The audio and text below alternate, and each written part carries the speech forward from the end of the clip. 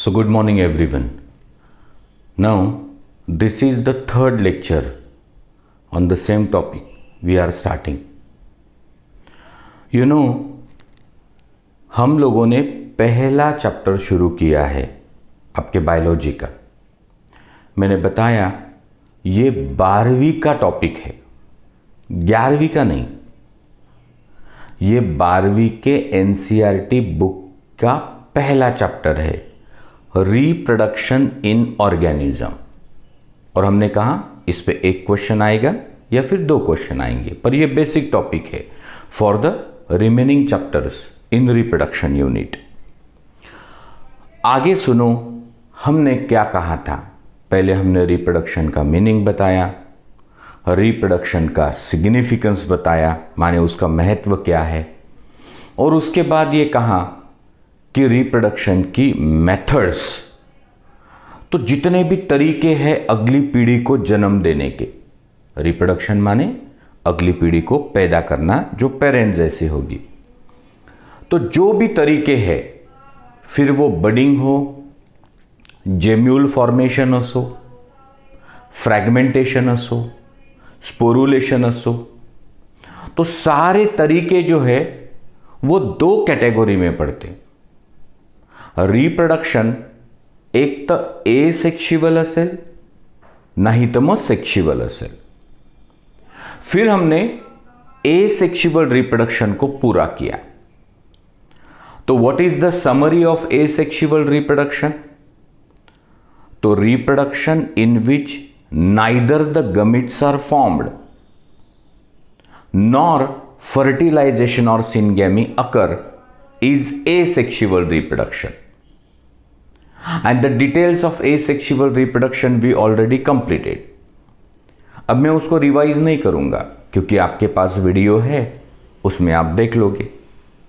आज हम लोग दूसरा तरीका जो है वो शुरू कर रहे, दैट इज सेक्सुअल रिप्रोडक्शन. तो मुझे जैसे मेरे माता पिता ने जन्म दिया, आपको आपके माता पिता ने जन्म दिया, या हम में से हर कोई जो जन्म लिया है वो इसी तरीके से लिया है, सेक्सुअल रिप्रोडक्शन. तो पहले सेक्सुअल रिप्रोडक्शन क्या है? तो सर जब भी गमीट्स बनेंगे, male gamete and female gamete, और इनका होगा फ्यूजन, तो formation of gametes, fusion of gametes leading to the formation of diploid zygote is sexual reproduction.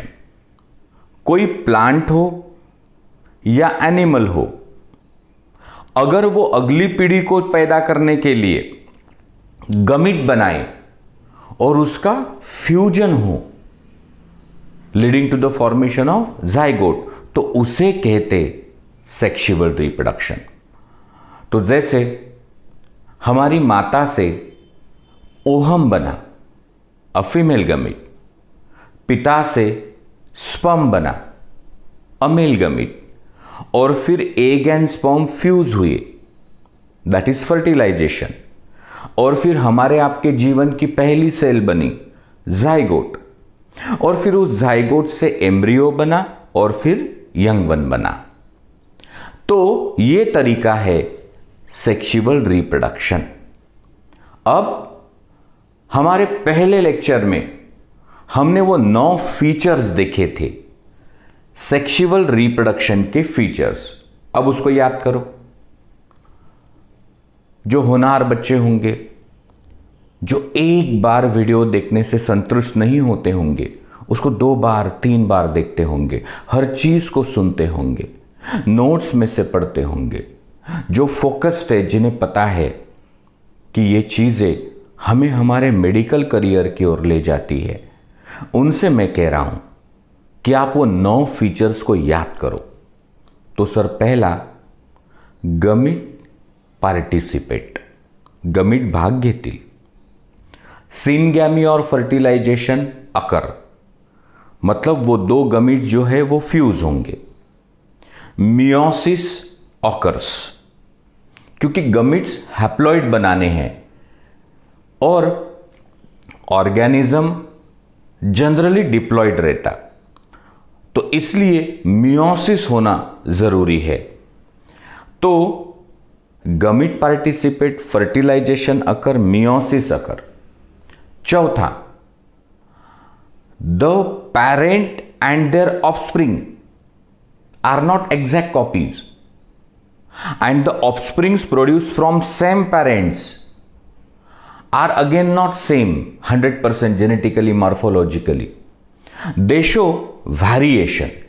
तो हमने उसी दिन कहा था कि the visible differences between parents and their offspring, म्हणजे आई बाबा आणि त्यांची मुलं यांच्यात दिसणारे फरक, and the offsprings of same parent, म्हणजे भाऊ बहीण असेल, भाऊ भाऊ असेल, बहीण बहीण असेल, ज्यांचे आई वडील तर एक है, उनमें भी अंतर है, फर्क है, डिफरेंस है.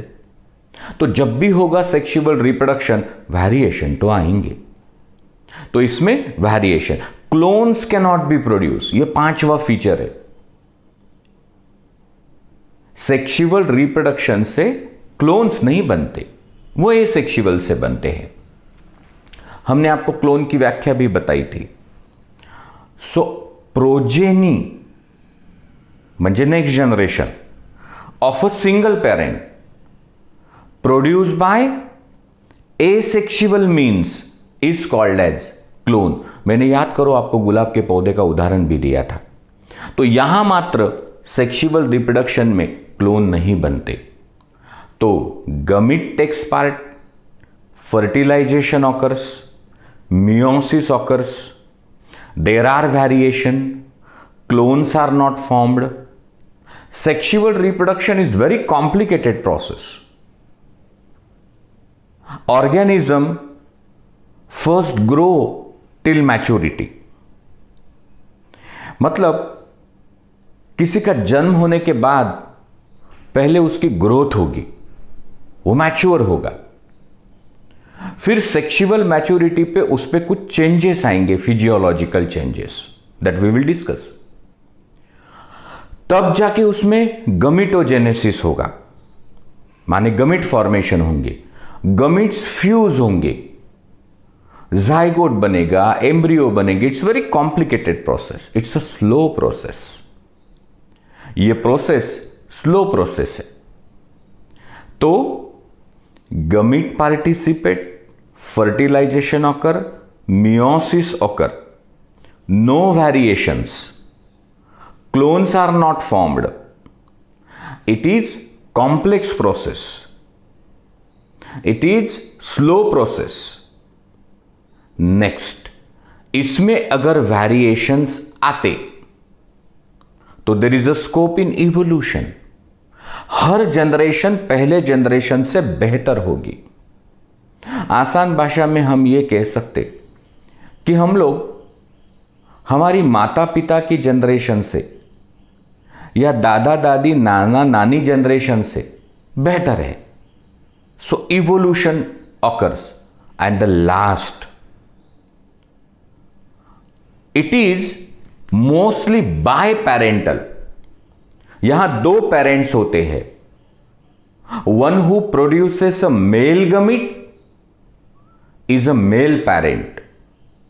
One who produces a female gamete is a female parent. So it is mostly biparental. But याद करो मैंने ये भी कहा था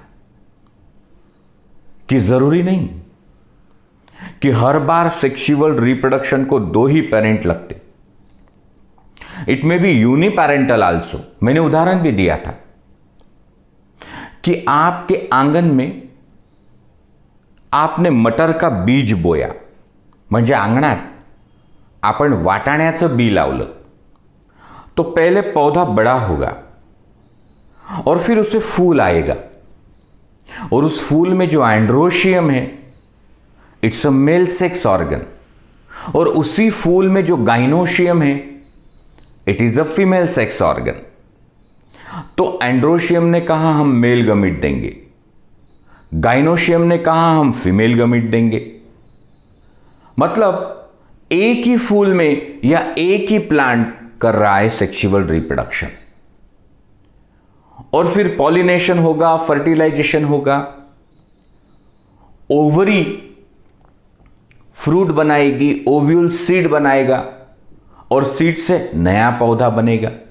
तो यहां तो एक पेरेंट ही काफी है। So it may B uniparental when the individual is monoecious या हर्माफ्रोडाइट या बाइसेक्सुअल। अभी अभी जो मैंने मटर की स्टोरी बताई, मैं उसे यहां इलेबोरेट करता। फर्ज करो कि यह बीज बोया गया था, एक 4-5 दिनों में इसका जर्मिनेशन हुआ। म्हणजे अंगणात वाटाण्याचं बी पेरलं होतं, 4-5 दिवसात ते जर्मिनेट झालं। फिर ये रूट सिस्टम बनी, ये शूट सिस्टम बनी,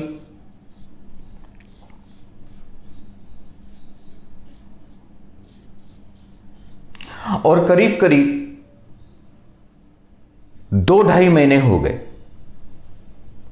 2-2.5 महीने तक उस प्लांट की चल रही थी वेजिटेटिव फेज, म्हणजे ते प्लांट ग्रो होत होतं। अब हो गए समझो 2.5 महीने, 75 दिन। अब उसे फूल आया।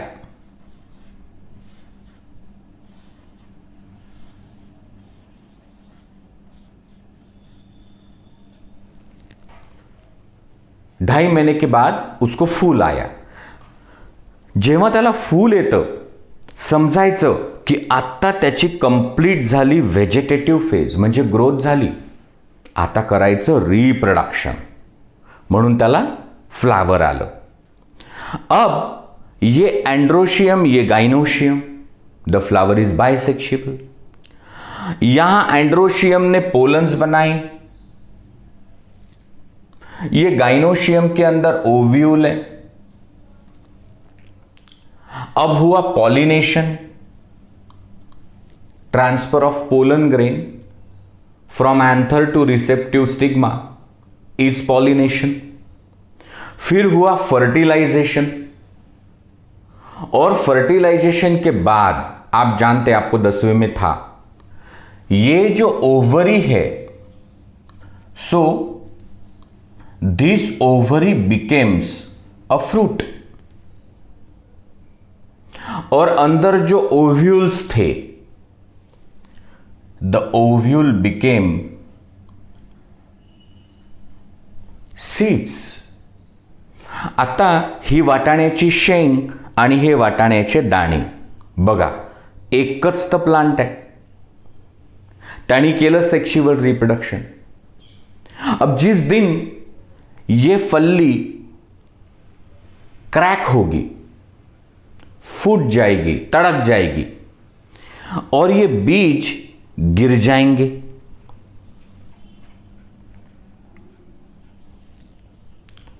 और अगर इनको प्रॉपर मॉइस्चर, टेम्परेचर, ऑक्सीजन मिलता है तो seed will germinate to produce new individual. तो यहां सीड से बन गया यंग वन। अब आप सोचो की नवीन इंडिव्हिज्युअल बनला म्हणजे काय झालं? रिप्रोडक्शन। अब ये इंडिविजुअल जो बना है रिप्रोडक्शन से, वो तरीका कौन सा है? तो सर यहां तो एंड्रोशियम ने मेल गमिट बनाया, गाइनोशियम ने फीमेल गमिट बनाया, फिर उनका फर्टिलाइजेशन भी हुआ। तो जब भी गमिट हिस्सा लेंगे फर्टिलाइजेशन होगा, मियोसिस होगा, तो दैट इज सेक्सुअल रिप्रोडक्शन। तो सेक्सुअल रिप्रोडक्शन इज मोस्टली बायपैरेंटल, म्हणजे इसको मेल और फीमेल दो पेरेंट लगते। बट अगर कोई ऑर्गेनिज्म बायसेक्सुअल है तब मात्र इट इज यूनिपैरेंटल आल्सो। अब एनिमल की बात करें तो जैसे अर्थवर्म, जैसे लीच, जैसे स्पॉन्जेस, जैसे फ्लैटवर्म्स, इसके एक ही शरीर में दोनों सेक्स होते हैं, male as well as female. तो अभी हमने देखा क्या है sexual reproduction, what are the features of sexual reproduction. अब अगला टाइटल सुनो। हमारी धरती पर there is a great diversity of plants and animals. सगळ्या वनस्पती, सगळे प्राणी काही सारखे नाही है। It may be as small as sponges, as large as elephant और blue whale. It may be as small as alga which is unicellular, as large as a banyan tree, वडाचं झाड। म्हणजे पृथ्वीवर प्लांट्स हो, एनिमल्स हो, इनमें बड़ी diversity है। कोणी अगदी लहान ॲनिमल असेल जसं स्पॉन्जेस, तो सगळ्यात मोठा हत्ती समजा।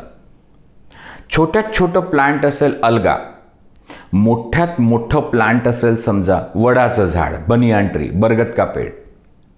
होने दो, despite of a great diversity in their structure, their morphology, their anatomy, their physiology, म्हणजे इन विविधताओं के बावजूद भी अगर सभी करते हैं सेक्सुअल रिप्रोडक्शन तो पैटर्न इज सेम। म्हणजे मछली को करना हो सेक्सुअल रिप्रोडक्शन या हाथी को, किसी फॉरेन प्लांट माने टेरिडोफाइटा को करना हो या किसी आम के पेड़ को, the pattern of sexual reproduction is always same. अब देखिए, हमने कहा कि दो they are diverse in morphology, anatomy, in their physiology, but the pattern is the same, and the pattern is सभी को पहले ग्रो होना पड़ेगा। मतलब कल को कोई बच्चे ने जन्म लिया तो पहले उसे अपनी ग्रोथ करनी पड़ेगी टिल मैच्योरिटी। वैसे ही अब हमने बीज बोया था मटर का, 4-5 दिनों में जर्मिनेट हुआ तो उसने रिप्रोडक्शन नहीं किया, पहले उसकी 2-2.5 महीने ग्रोथ हुई थी। द पैटर्न इज पहले उस ऑर्गेनिज्म को ग्रो होना पड़ता, और ग्रो होने के बाद it acquire eligibility of reproduction, तब उसमें क्षमता आती है रिप्रोडक्शन करने की। जैसे कोई बच्चे ने जन्म लेने के पश्चात 14-15 साल में वो सेक्सुअली मैच्योर हो जाता है और उसमें आ जाती है एबिलिटी ऑफ रिप्रोडक्शन। तो जब तक उसकी ग्रोथ शुरू है, रिप्रोडक्शन करने के वो काबिल नहीं है, तब तक के समय को कहते हैं जुवेनाइल फेज फॉर एनिमल।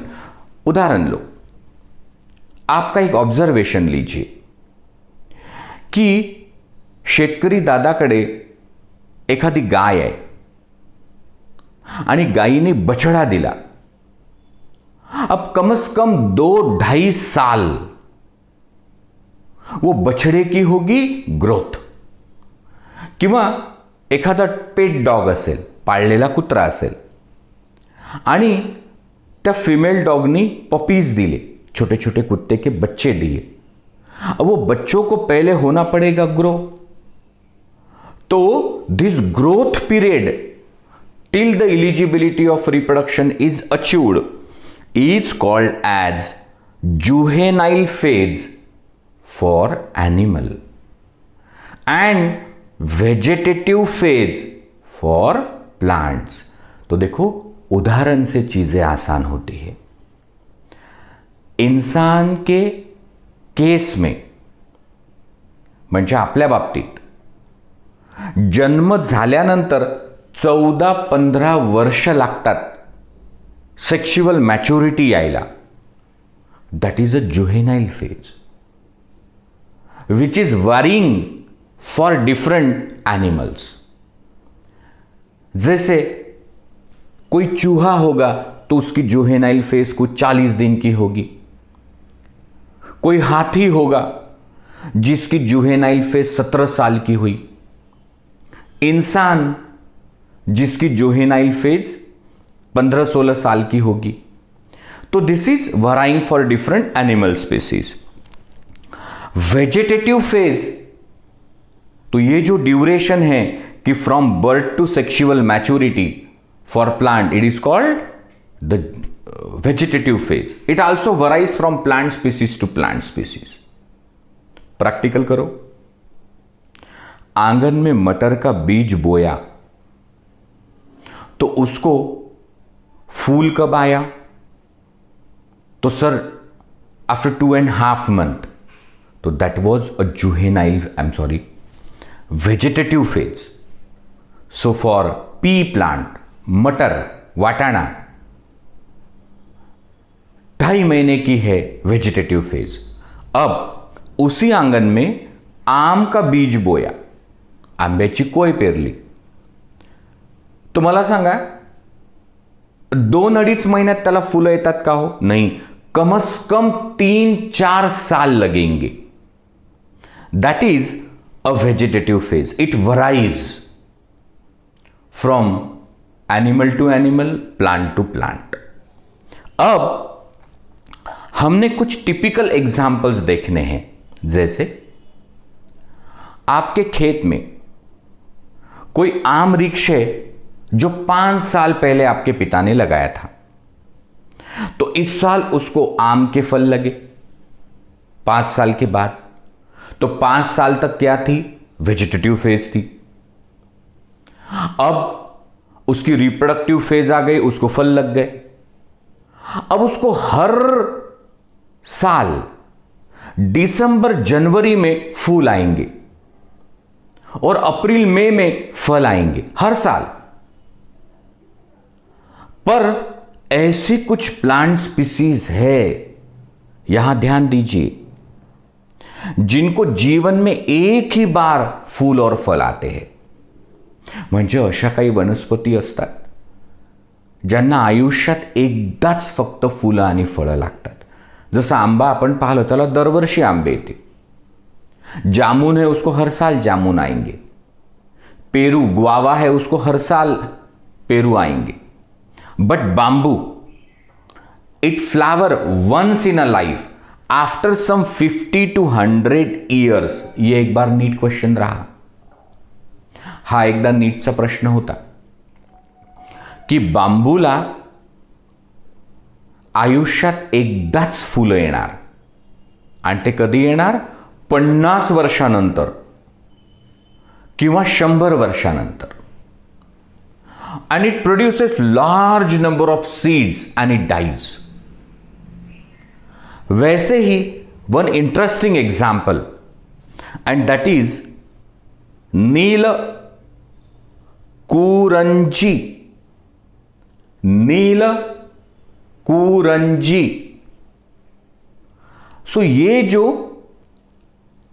स्ट्रॉबिलैंथस कुंथियाना उसका बॉटनिकल नेम है, ये जो पौधे हैं इसको हर 12 साल के बाद ही आते हैं फूल. लास्ट टाइम सितंबर अक्टूबर 2006 में आए थे. सो नील Kurinji flowered last time in 2006. अब उसको 12 साल बाद आएंगे फूल, मतलब तो 2006 और 12 2018 में आए थे. हमारे पीएम मोदी जी की मन की बात में जो करीब सितंबर अक्टूबर में हुई थी 18 में, उन्होंने इसका जिक्र किया था.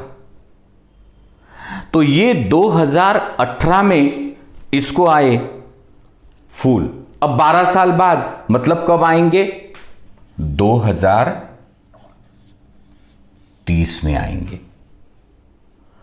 So after completing the juvenile phase, I mean vegetative phase, कुछ ऐसे हैं प्लांट्स जिनको हर साल फूल फल लगेंगे, और कुछ बांबूज ऐसे हैं that flower once in a life, और कुछ ऐसे हैं that flower once in 12 years.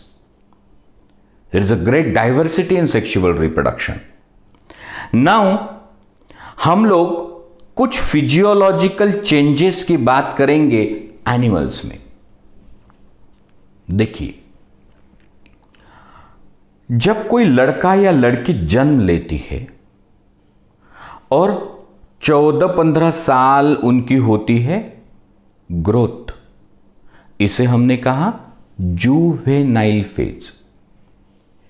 और जब सेक्सुअल मैच्योरिटी आती तो उनमें कुछ चेंजेस आते हैं, फिजियोलॉजिकल चेंजेस आते हैं, हार्मोनल चेंजेस, कुछ शरीर में भी बदलाव आते हैं। अगर हम पुरुषों की बात करें तो आप लड़के जब 9वीं 10वीं में गए तो आपके शरीर में क्या चेंजेस आए? सर, 9वीं 10वीं में हमारे शरीर में ऐसे चेंजेस आए कि shoulder became wide, shield chest, aggression, facial hairs माने बियर्ड, मुस्टैच, मस्कुलेचर, टेस्टिस में हुआ स्पर्मॅटोजेनेसिस, म्हणजे मुलं जेव्हा वयात येतात 9व्या-10व्या वर्गामध्ये, तो खांदे रुंद होतात, छाती डेव्हलप होते, मसल डेव्हलप होतात, ॲग्रेशन येतं, टेस्टिसमध्ये स्पर्मॅटोजेनेसिस होतो, चेहऱ्यावरती केस येतात, म्हणजे दाढी येते, मूछ येते। याला आपण म्हणू फिजियोलॉजिकल चेंजेस। इसकी जड़ क्या है? एक hormone, male sex hormone testosterone,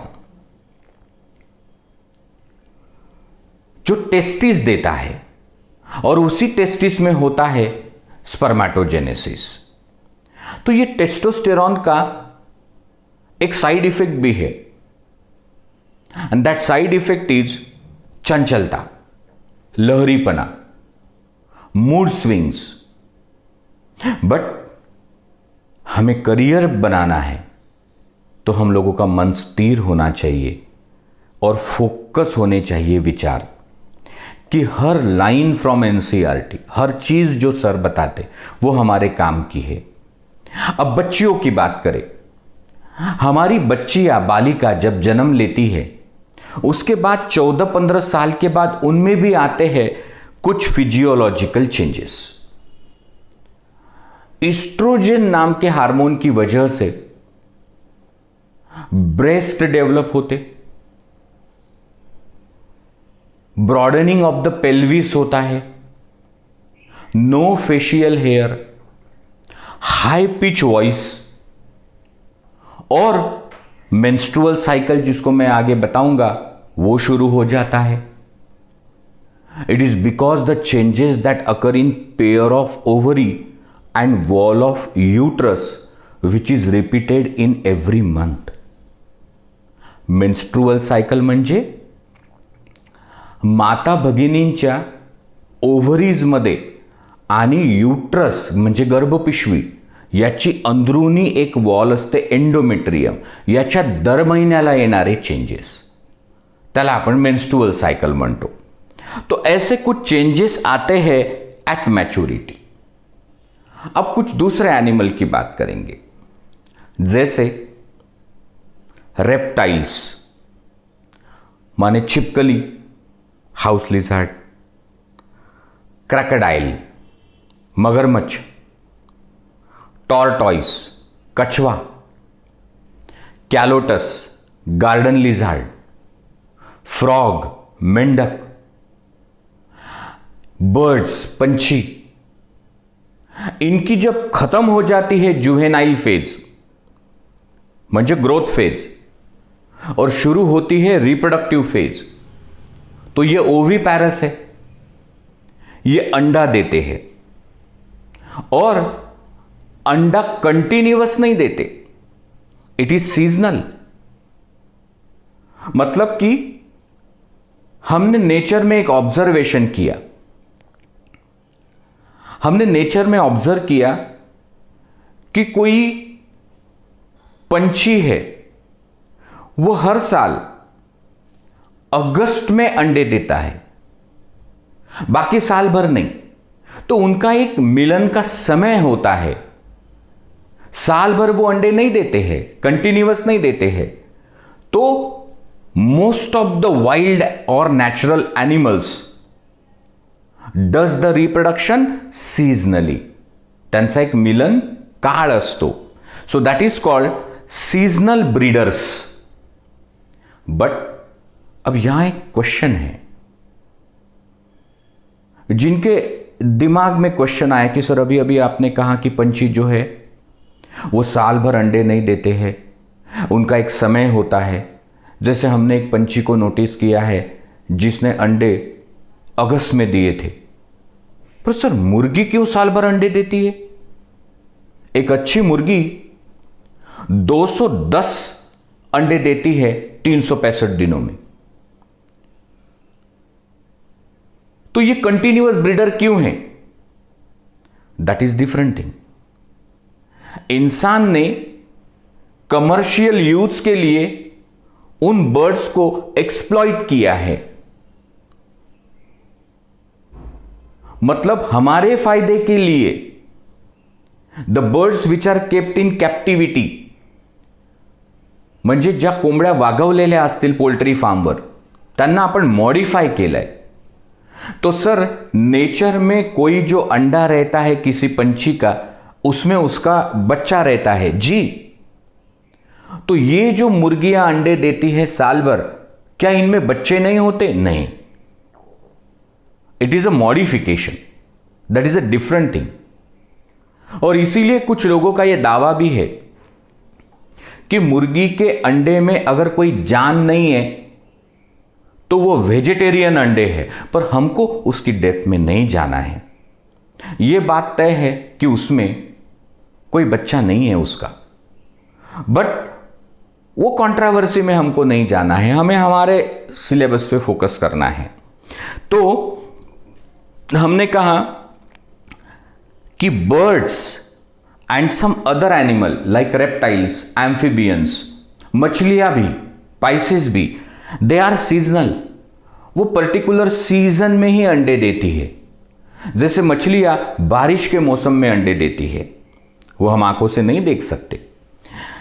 birds in captivity माने पोल्ट्री फार्म, तो they have been modified, they have been exploited commercially, ताकि वो साल भर एग्स दे सके।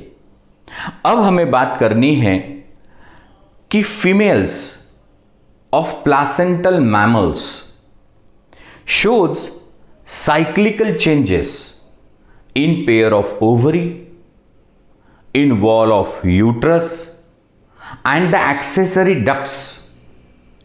जो दो प्रकार के चेंजेस है, estrous cycle and menstrual cycle। तो लेट अस